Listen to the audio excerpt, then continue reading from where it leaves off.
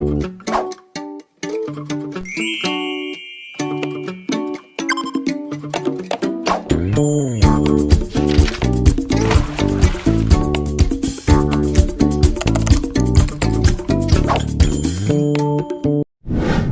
you very much and welcome. Thank you. I would like first to thank you, Dr. David, for this kind invitation. And it was my pleasure to join your session. And thanks went also for Dr. Janet for her excellent presentation and Dr. Zoleka at the same time. We welcome cooperation with all African countries. And in this regard, just before starting my presentation, I would like to highlight that we have an event, major event, held here in Cairo last month, which called the First African Health Exhibition Conference.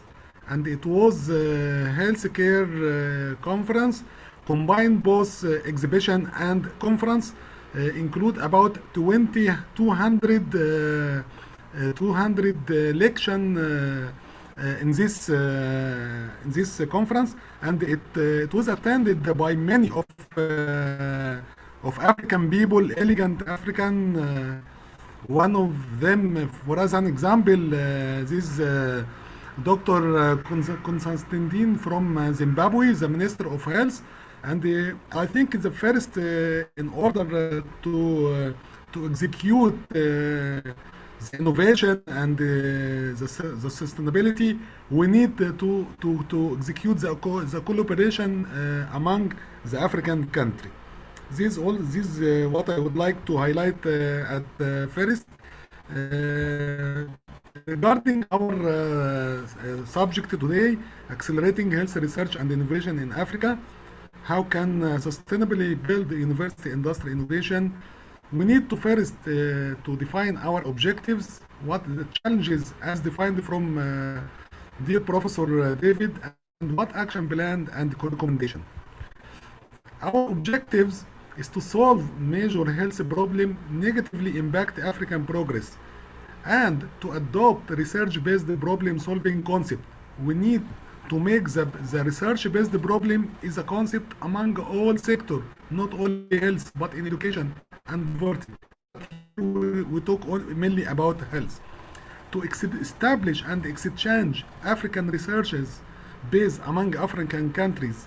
That's why I'm asking, dear my Dr. Zoleka, did you exchange this amazing experience made in South Africa with other African countries? To tighten African relationship and execute the real cooperation that impact millions across Africa, and to benefit from own African wealth, on top of them African people. Regarding the challenges, as mentioned in Dr. David, the invitation that inadequate funding and support from African government, low capacity to train quality researchers in African university, poor in-country and intercontinental collaboration, low retention of researchers due to few job opportunities. The recommendation is to establish shared research strategy. And as I said, I see in Dr. Janet presentation, there is a clear strategy. But my question for here is, this strategy is communicated among all African countries, and especially Ministry of Health, in order to cooperate, to implement and to execute this strategy and to benefit all African people. Number two is to prioritize our problem according to its negative impact on Africa progress, on national economy, whether in national economy, growth, etc. And according to prioritize this problem, we can set 5-year research plan as per prioritized problem, and estimate 5 years health research budget. So we make a plan and then we make a budget. The second problem and our challenges mentioned in Dr. David invitation, the funding problem. So we have first to negotiate with our governorate to get primary approval on the plan and budget. First to get the approval. Then to define diversified fund resources. And as I saw in Dr. Zoleka presentation, there is a different fund resource and partnership, and that's why we need to expand this resource. We can not only depend on not only in private sector or non-government, we can also make from all our resources. As an example, who are famous player like Muhammad Salah, Sadio Mane, all of these people, they are courage to help their countries, so we can make benefit of them. Plan and communicate with diversified funding resource. Then the other two challenges, the low capacity to train quality research in African university and the poor in-country and intra-continental collaboration. We need to setting in-country and intercontinental collaboration plan and follow its execution, including exchange program to qualify our African researcher. And as I see in the previous presentation, that we did a lot amazing job in different sectors. That's why we can benefit other country, and we can also benefit from those international university by offering our experience or exchange our experiences with them. Low retention of research due to few job opportunity. For sure, if we establish, as I said in the beginning of the presentation, that if we establish that research is for solving a problem as a base, we can find a lot of job for our researcher, and we can, and as we set a plan, so we can join the job with the plan, and we can offer a lot of job for our research. But we need to make a generous reward for our researcher to take them to their countries with national acknowledgement program, like famous player, as I said, Salah and Sadio Mane. And start execution of annual research plan. Export and exchange our research and the researchers globally. We can export, as Dr. Zoleka showed in her amazing presentation. They made a lot of devices, and as per her talk, she said that translate the innovation into tangible solution. So now we have from Africa a tangible solution for a health problem. So we can exchange this tangible solution, and we can generate a fund, and we can generate income, a considerable income from this tangible solution. As the end, I thank again for Professor David, and this is our contact. And please, you find the last link about the conference that held in Cairo at last month. Please just visit the site and review.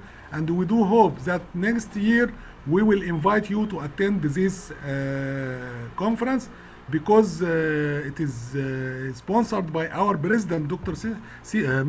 President Sisi. So it is we have a huge and strong push to cooperate with our neighbor in Africa from the top from our president.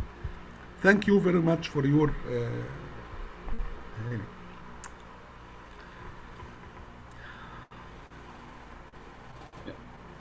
Thank you very much, Faris, for the good presentation all the way from Egypt. Hope to join you in one of those conferences.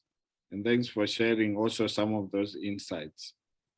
I think as the questions are coming, we can go to the next intervention from the DSI. I think a prof has forgotten the T is now gone. From Dowelani, who's going to give also his inputs on the topic. Dowelani, can go ahead. All right.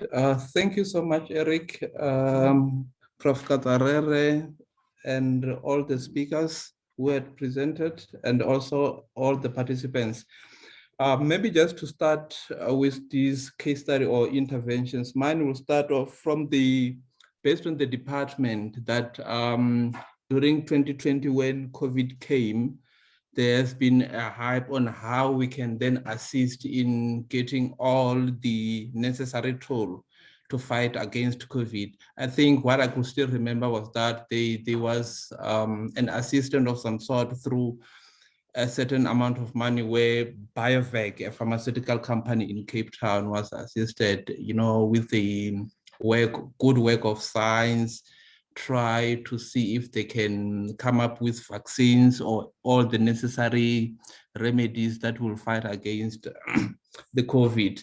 And maybe just to indicate, to say that intervention able to assist the collaborations that we are talking about, let it be the government, private sector, as well as the university where students are being trained.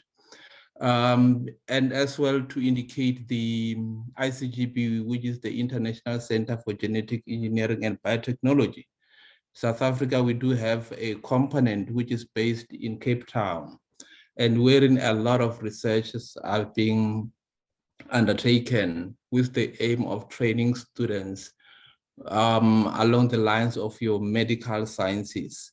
And that again, we really seen a big shift where a private sector comes in, but although it's not at a level that we really want to see, but there's been a training of students wherein they could then share the experience with companies with the aim of rolling out either pharmaceutical product that can be commercialized into the market, or rather assist in the development of the vaccines.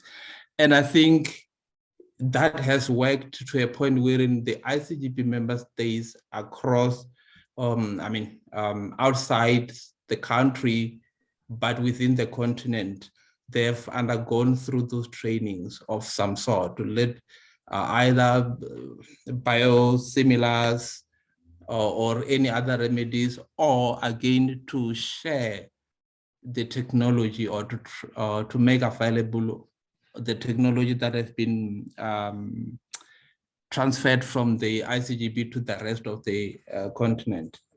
I think maybe if you allow me, on the basis of the collaborations, and there is one particular aspect, but it's really not linked to your pharmaceutical or to medical science per se, is that of engineering. I think back then we have seen a lot of collaborations happening in that sectors. That I will mention two institutions, the Nelson Mandela University, which had partnered with the South African automotive companies, being Isuzu, Volkswagen, Ford, and Daimler Chrysler. I think that really demonstrates that strong partnership and how the countries or how the collaborations will likely to give rise to the benefits of the society, whether being student trained for better employment, or rather move towards uplifting the economy to a good standing. As well, there are other typical examples from the institutions based, being UCT partnering with SASO. But I think the real issue here is that there is a strong need for encouraging collaboration in all the sector irrespectively.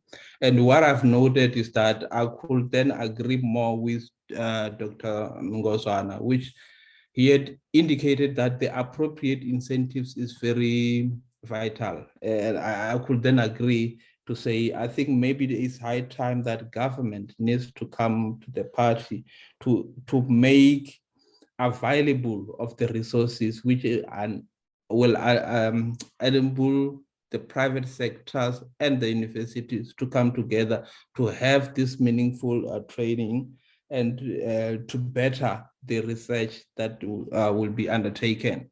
And as well, what I've realized that there's a huge burden on tax on private sectors. And what I thought it could be that maybe there might be a tax incentives or other tax relief to indicate to say those private sectors which are doing fairly good in terms of the development could then get a relief.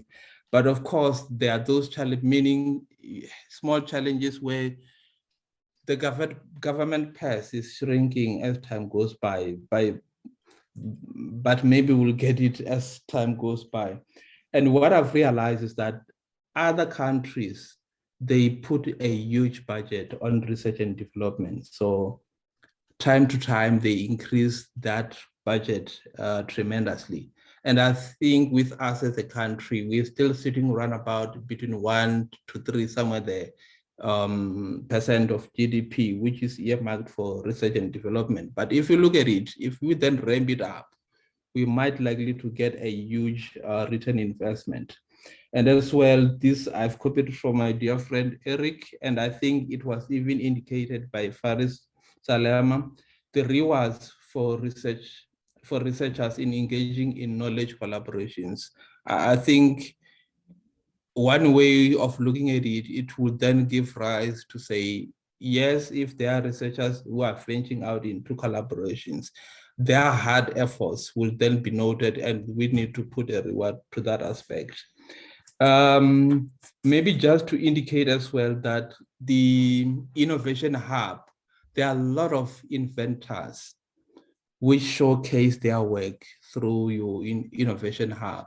And what I've noticed is that there are those local innovations or local innovators who are there, but sitting at a local communities. But what we have realized is that their technology is not yet at the high end, but I think it could be polished, or rather being linked with the private companies to able to make a meaningful work towards those inventions. And what I've often seen is that the aspect of marginalized comes in because some of them never acquired your formal training through your varsity degrees and all that. And that becomes a challenge because the way I see it, that's the innovation which is somehow we can harness and put it to a good use. And then we push this economic spin out of that. With these legal interventions, I will stop here. Thanks, Eric, back to you. Thank you so much, Dowelani, on the also a perspective also from the policymakers and the government. And yeah, so Prof, before I give you the mic, maybe I can make my intervention and then I can hand over, then you can also take the closing questions and the closing remarks. Yes, go ahead. Okay, good. No, thanks so much. So I think I'm going to share from two perspectives. So SunBio was part of the team that was developing the health research strategy for Africa that Janet was presenting. And I also noted the question from Faris on the dissemination, but I'll leave that to Janet. And as part of what AUD and NEPAD is doing, there is a new thrust on the centers of excellence, which involves the centers of excellence on STI, which is supposed to also help to get the boots on the ground on some of these. But I'm going to give also a perspective from the Southern Africa Network for Biosciences, which is part of the initiative which the ministers of science and technologies in South Africa in 2003 came up with in addressing the issues of finding solutions to our mainly biotech problems. So, and this is the network that I'm managing. So our inputs on the health research strategy for Africa was to look at the definitions, because we already had the health strategy, but it didn't have research in it, which was the Africa Health Strategy, AHS, was there already, but it didn't have research in it. And so one of the things that we're trying also to define was also set the agenda for ourselves. And the questions that we got, so there were a lot of partners, including the EDCTP, the WHO, and a lot of other partners. And one of the questions that was being asked is, why do you need a strategy for Africa on health and innovation when there is a lot of these from the Gates Foundation, from the WHO, from everyone? And these are the questions that were bombarding us with. But as one of the responses, we definitely need to define what we want as Africans. And this is quite important because it seems everyone is telling us what is important, but our voice sometimes is not that heard. And I'm quite happy my brother Skumbuzo talked about this, because at a webinar that we conducted, and he was one of the speakers, we were looking at innovation, finding solutions for COVID from within the continent. And he serialized some of the observations, because sometimes what we are told when people are looking at a lens from outside and what is actually on the ground, it's different. So SunBio has been trying to support this aspect on innovation. And one of the first things that we have tried to think about is, what is actually innovation in the context of, in the lenses of the African researcher and the African beneficiary of this. And someone asked the question on, what about indigenous knowledge and all that, innovation based on indigenous knowledge? And sometimes these things are not captured, and incremental innovation based on what we already have on the ground that we can capitalize on. Sometimes we go disruptive, want things that look very, very sophisticated and complicated. So defining what innovation means for us on the continent is quite important for us. Then one of the activities we have been involved on is trying to understand, what do we have from starting from what Skumbuzo has talked about, what sort of capacity and capability do we have in the continent? It's very important to understand that, because sometimes, no matter how good you are, in fact, if someone is telling you, oh, you don't have this, you don't have this.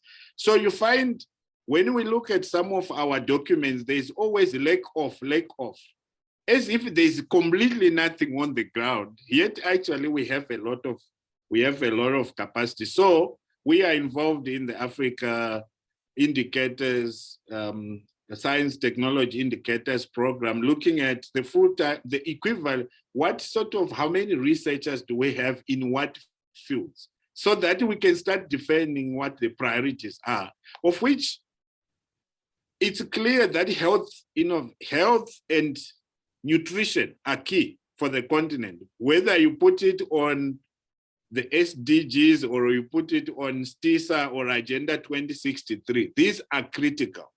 And we need to have solutions on this. So it depends also on the competence, the capabilities that we have on the continent on that. But you get all sorts of interesting figures on what do we have. Then I thought I saw something, I think it's Pumla or someone mentioned in the chat box, the issue of the digitization has enabled us to be able to even utilize the resources that are sitting elsewhere in the world. And this is very rich resource that we can think about in terms of brain circulation. Then I also mentioned the issue of agenda setting and funding. And I think Skumbuzo talked about this. Who is funding research and who is defining the agenda for research? I'm talking about what SunBio has been doing and being interested in. So one of the things we've started looking at also is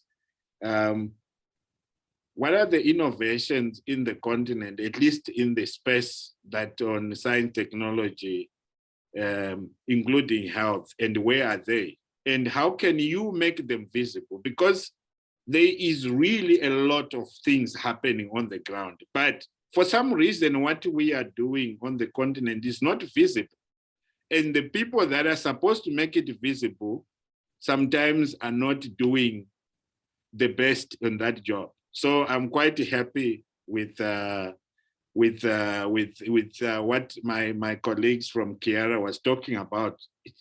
Get all these young people paired with or partnered with visible institutions that can help to get these in the eyes of those that have resources. So it's quite important.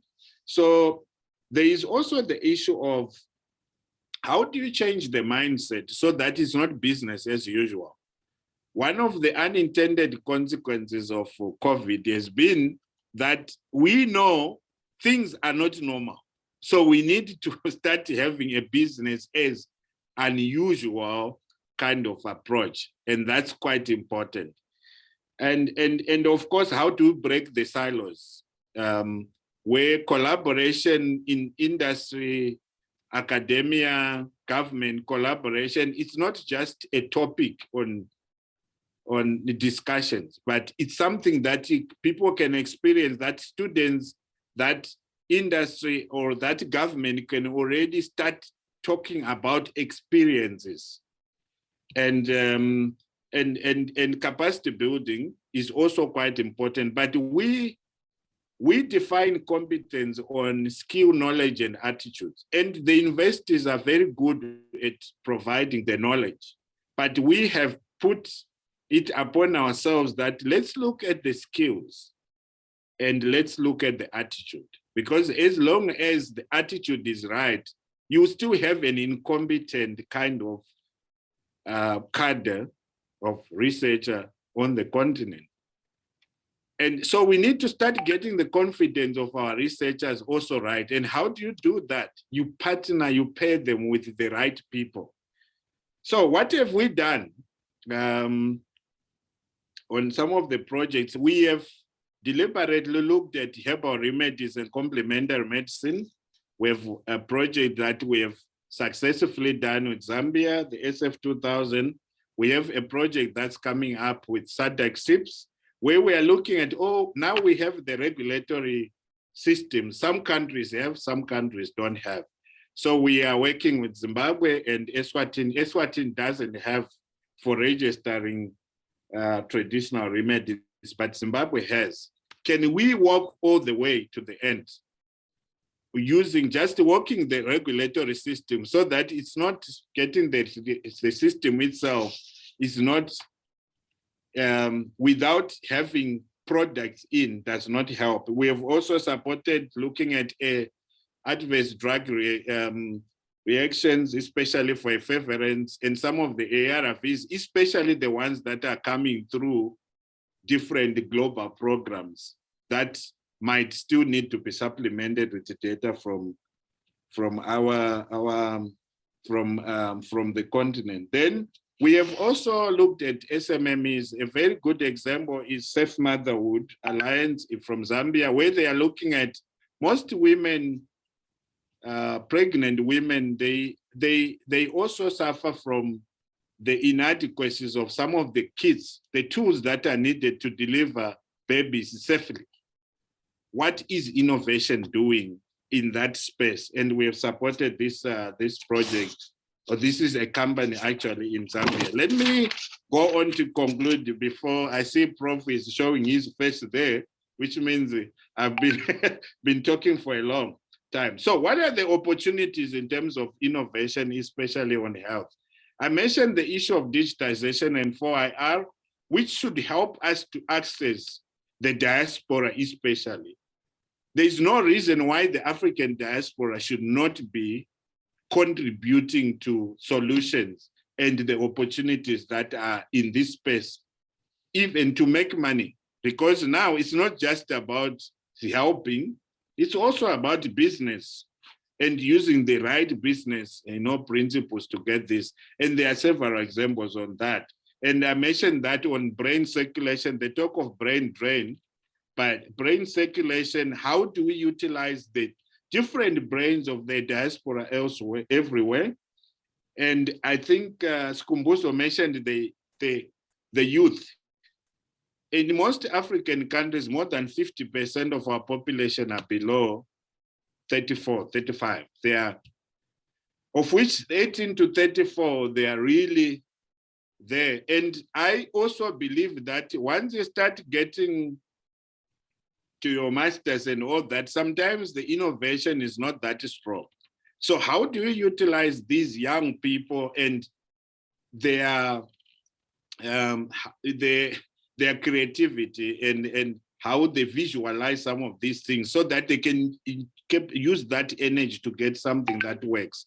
And I totally agree with Skhumbuzo on the issue of how do you put resources on it, so that you put resources on your youth so that they are a truly demographic dividend. I've heard that term being used, but no one seems to be trying to get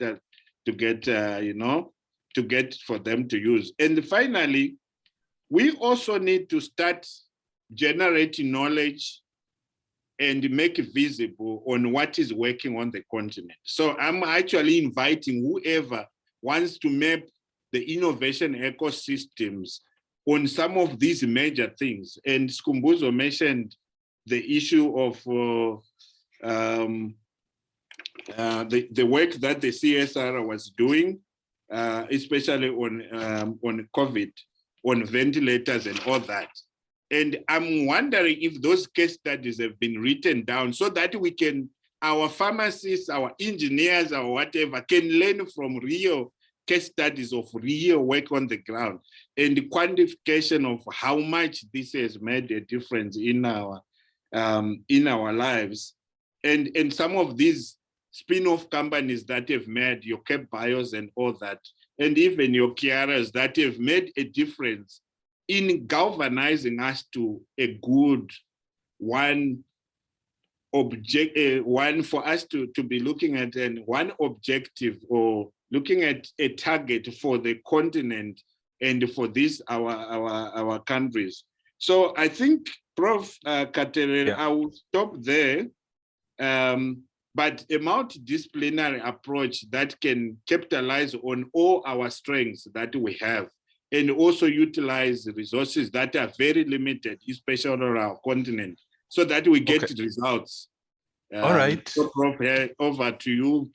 Thank you very much. We're going to close, but before that, Adolf wants to say something. But before Adolf, Dr. Ngozwana is rushing off. So in closing, Skhumbuzo, do you have any closing remarks?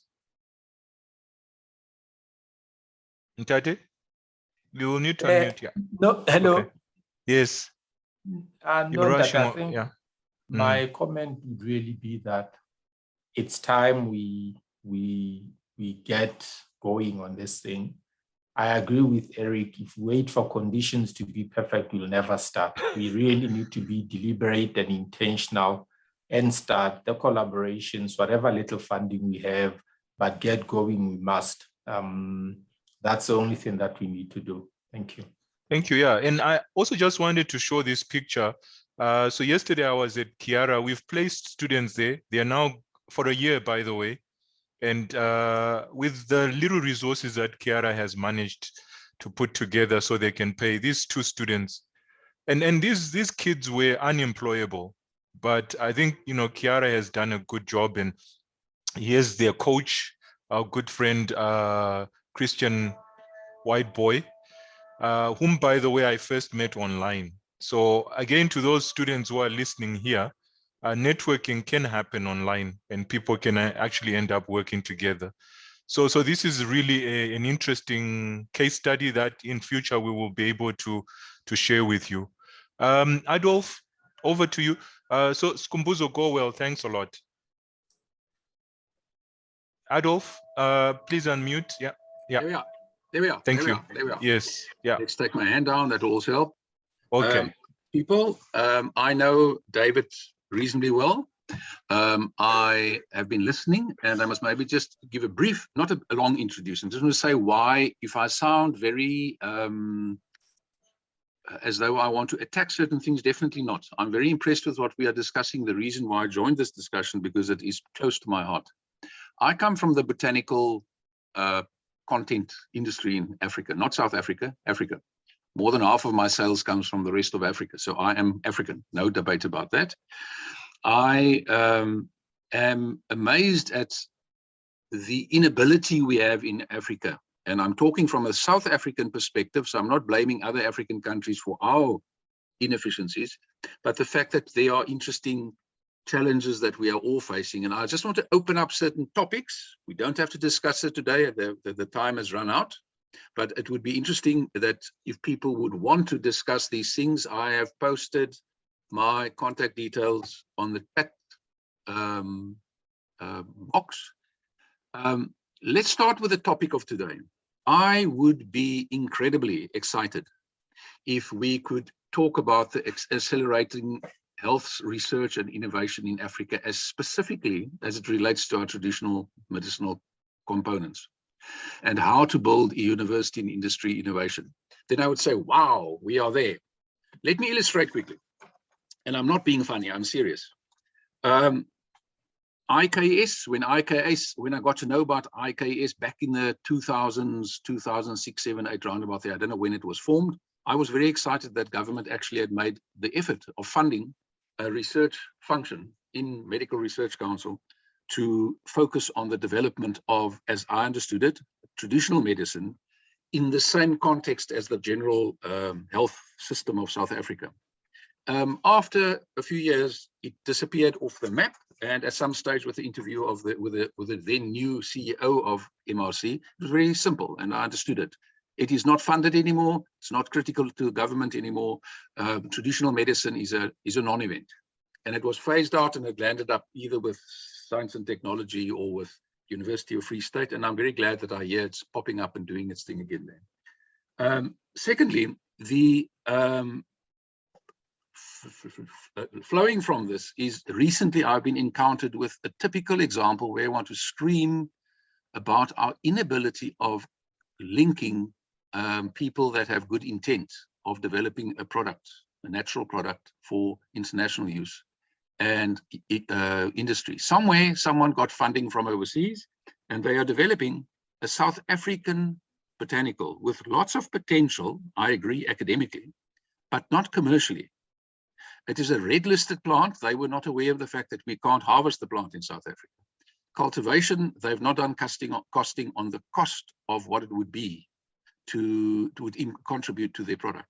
They don't have an international marketing or collaborating partner yet. They have the belief that if they've developed it and there's IP, it will automatically walk out into the international market, and international markets will clap their hands and say, wonderful, you are saving the rest of the world. And it doesn't happen. They have not identified adequate extract manufacturing capacity in South Africa or made plans how to do about it, because we all want to add value in South Africa. All in all, wonderful funding. All in all, my fear is that the funders would say, oh my, yes, Africa is not able of doing any development. We won't do any more funding. Let's just park that reality there for all of us to think about. I'm not blaming anyone participating in this. All of them are very enthusiastic about what they're doing, and I honor them for the fact that at least they are trying to do something. Let's take a next step. Plant materials and research that is done internationally, but not done in South Africa. On the onset of COVID, just sort of into the first few months, I ran across an article, a research paper, not an article, a research paper, consolidated by a team of international researchers. And I say international, I mean really all over the place. Not many from South Africa, if I remember correctly. Listing plant species that would have a good reason to be studied, to be applied in a COVID or bronchial problem situation. Of there are at least 6 of them that I believe are incredibly potent for South Africa. It has been studied by overseas people. In South Africa, there seems to be absolute no knowledge about any of that or any response to it. following from that, I was shocked the other day when in a period of 2 weeks, I was able to mobilize very close to 20 clinical study papers from all over the world, Korea, Italy, USA, spread out all over, studying one of our plant species, bringing up clinical trials that they had conducted in other countries in the world, not in South Africa, on this species, indicating that this plant has, without a debate, has an incredible good contribution to make by implication to COVID, those sort of things.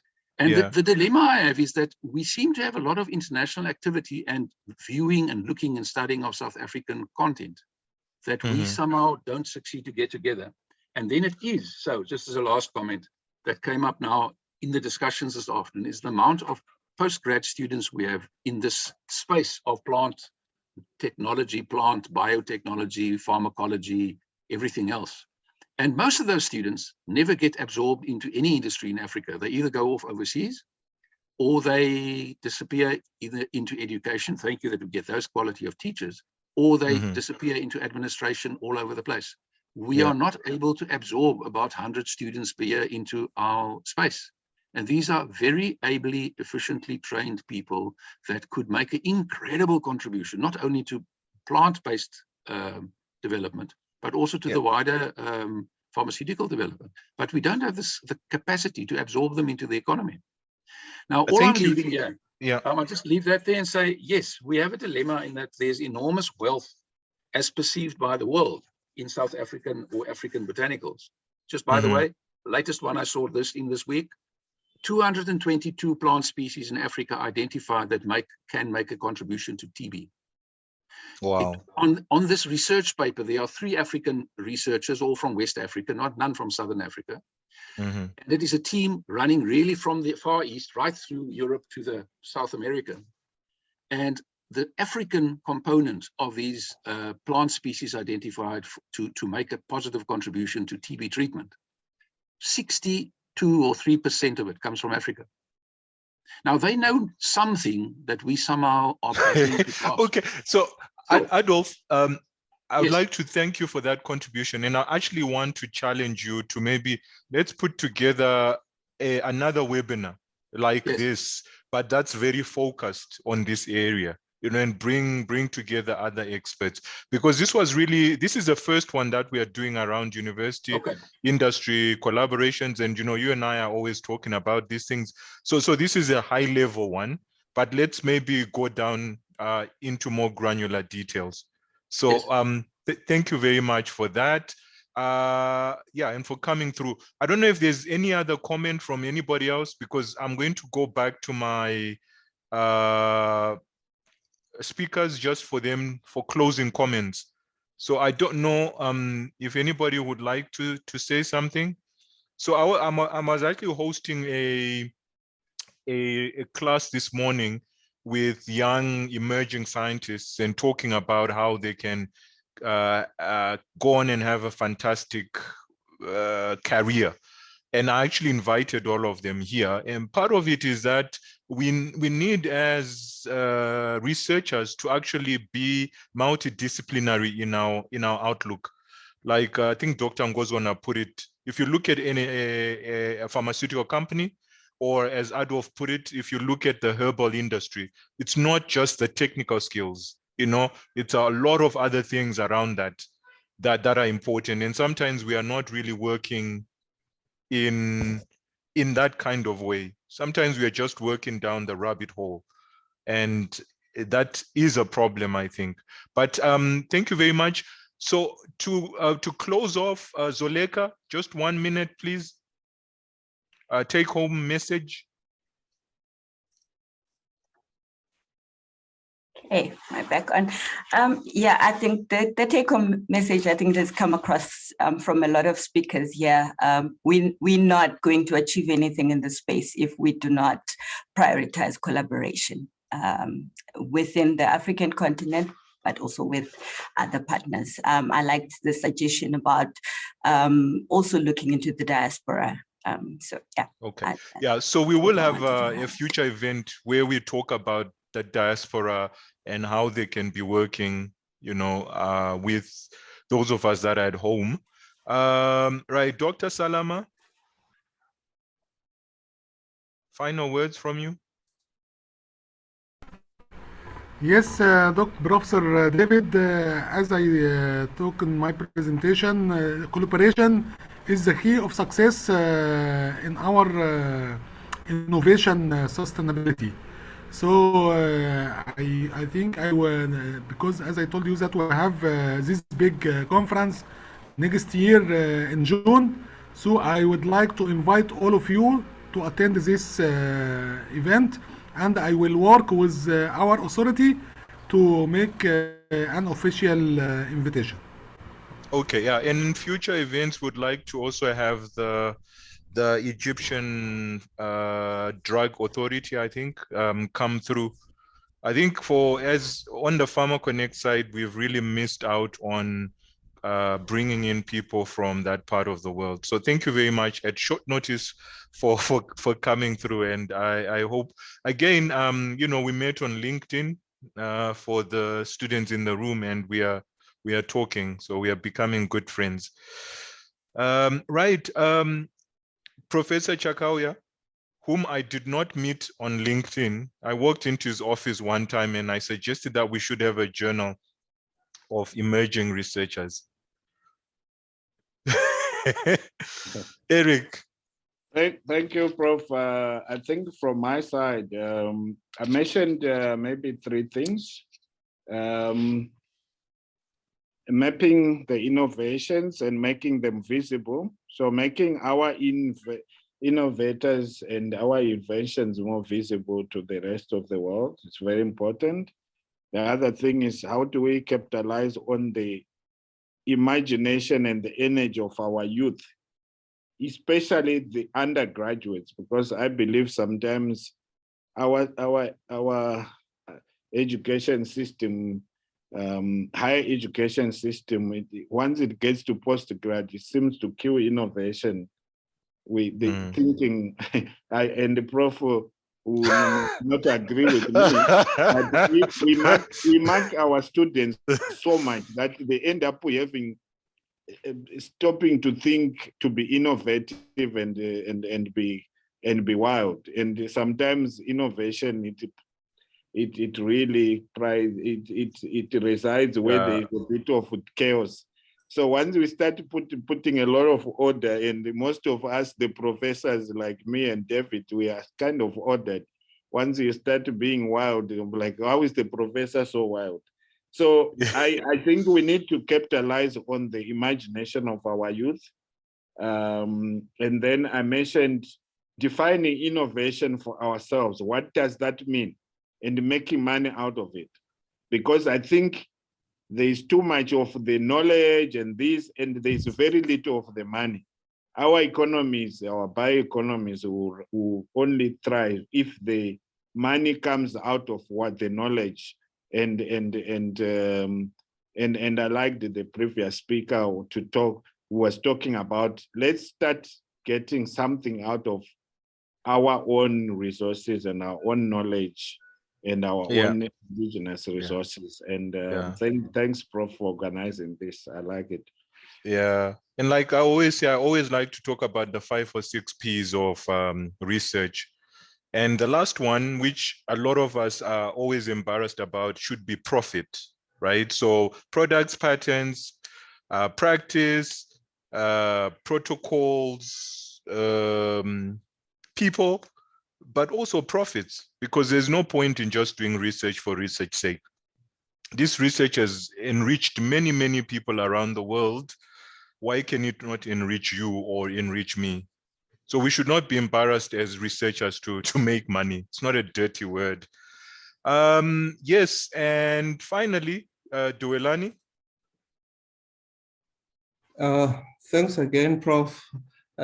Mine is just to emphasize collaborations and more collaborations, especially in the industry. I think that really minimizes the gap between training of the students and making them ready to the job market. And often we hear that the industry often say that the students which are produced from the academic of higher learning, they are irrelevant to the job market or irrelevant to the industries. But I think partly we are to blame in the sense that how then do we not create a link or synergies to run this process parallel? And often that not is that a lot of revenue from the private sector are not really geared towards training or retraining of the people who have learned or who had graduated from industry, graduated from the institution of higher learning. And what we often seen is that, yes, there might be a legal point that they're making, but the reality is whoever see that they are not ready or not trained well, they themselves have walked through this path. And why should they make it difficult for others? But I think if there's this joint or really make it a formal process of collaborations, by the time they hit their second year, they've already know which industry X does what. That create that synergies. Yeah, I think more than anything, I will strongly emphasize that process. Thanks. Yeah, that's good. So there should be no boundaries. Industry should be in universities and universities should be in industry. I think that's where we need to get to. So thank you very much, colleagues, for a very enlightening and very important conversation. And I hope that we can carry on in future. If you have any topics that you'd like to discuss or you want to come and present, just reach out to us on our socials, and yeah, let's keep talking. Thank you very much. Enjoy the rest of your afternoon, evening, morning, wherever you may be. And there is a recording. I think in 10 days time, we will load that recording on the channel. Thank you very much. Keep well. Thank you. Bye. Bye. Thank you, David. Bye.